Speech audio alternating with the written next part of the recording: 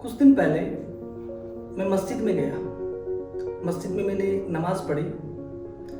नमाज पढ़ने के बाद जब सारे नमाजी मस्जिद में से निकल गए थे, मैं वहाँ पे अकेला बैठ गया and I started pondering upon something. मैं वहाँ पे कुछ सोचने लग गया अकेला बैठ के। When I was sitting in मस्जिद, जब मैं मस्जिद में बैठा हुआ था तो मस्जिद के कोने में से मुझे किसी के रोने की आवाज़ सुनाई दी। मैं खड़ा हुआ और मस्जिद के बरामदे में मैं गया तो मैंने वहाँ देखा कि मस्जिद के बरामदे के कोने में एक यंग बॉय, एक लड़का जोर जोर से रो रहा था। He was sitting like that, अपनी आंखें बंद करके, उसके दोनों हाथ अपनी आंखों पे थे, वो जोर जोर से रो रहा था। मैंने उसको देखा और मैंने उसे रियलाइज नहीं होने दिया कि मैं उसे देख रहा हूँ।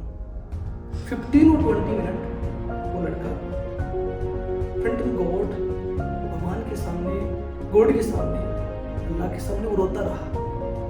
15 और 20 मिनट के बाद वो उठा और उठने के बाद वो वुजू खाने के अंदर गया, जहाँ पे पानी का नल होता है। वहाँ पे उसने अपने चेहरे को वॉश किया ताकि किसी को पता ना लगे कि वो रोया है। उसकी आंखें रेड हो चुकी थी। मैं उसके पास गया तो जाके मैंने पूछा, रेहपन क्या हुआ तुम्हें? शुरू में तो उसने मुझे कुछ भी बताने से मना कर दिया। मैंने थोड़ा सा उससे डिस्कस करना चाहा। उसने एक बहुत प्यारा सा सेंटेंस मेरे से बोला कि भैया, ऊपर वाला हर गुनाह को माफ कर देता है क्या?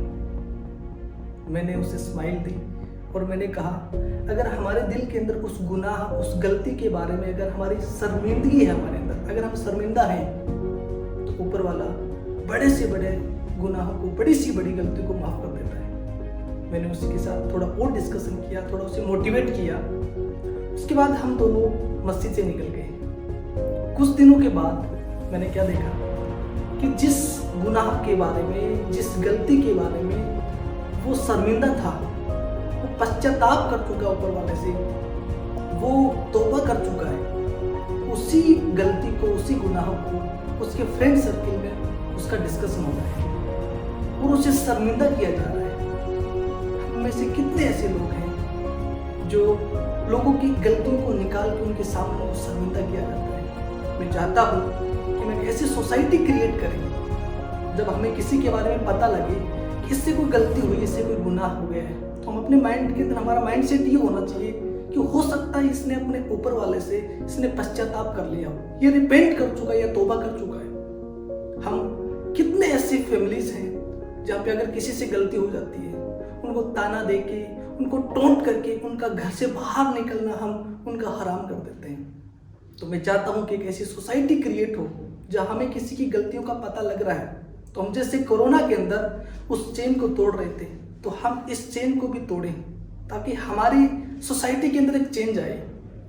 I was reading a book. मैं कुछ दिन पहले एक बुक पढ़ रहा था, तो उस बुक में जो दुनिया के टॉप पर्सनैलिटीज हैं, जो टॉप लोग हैं, जिन्होंने इस समाज के अंदर एक चेंज लेके आए हैं, उनकी वहाँ पे कुछ क्वालिटीज मेंशन थी। उनमें से एक क्वालिटी मैं आपके साथ डिस्कस करना चाहूँगा। तो दुनिया के जितने भी टॉप लोग थे जो इस समाज के अंदर, सोसाइटी में जो चेंज लेके आए थे, उनमें एक कॉमन उनकी ट्रेट ये थी कि वो लोग नॉन जजमेंटल थे।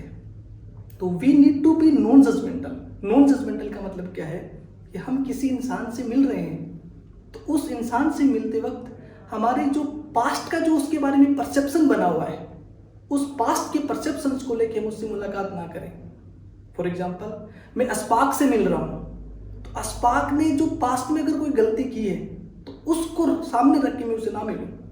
एक बच्चे ने आज के 3 साल पहले अगर क्लास में सीटी बजाई है और उसने क्लास में मेरे से बदतमीजी की है, तो अगर मैं उसी इवेंट को लेकर मैं उससे मुलाकात कर रहा हूँ, मेरा बिहेवियर, मेरा रवैया उसके प्रति अगर उस इवेंट को देख के लग रहा हूँ, उस इवेंट को देख के मैं उसके साथ बिहेव कर रहा हूँ, तो फिर मैं जो है अपने आप में चेंज नहीं लेके आ रहा। या फिर एक बच्चा जिसके पापा के साथ मेरी बिजनेस डीलिंग अच्छी है, अब वो इंसान है कैसा ही, लेकिन उस पापा के रिलेशन की वजह से मैं उसके साथ अच्छा बिहेव कर रहा हूँ। So dear friends, we don't know कि कौन कितना अंदर से कितना स्ट्रगल कर रहा है, और कोई इंसान चेंज होना चाह रहा है, तो हम नॉन जजमेंटल बने। अगर हमें अपनी सोसाइटी के अंदर एक चेंज लेके आना है तो हम लोगों पे को जज करना बंद करें।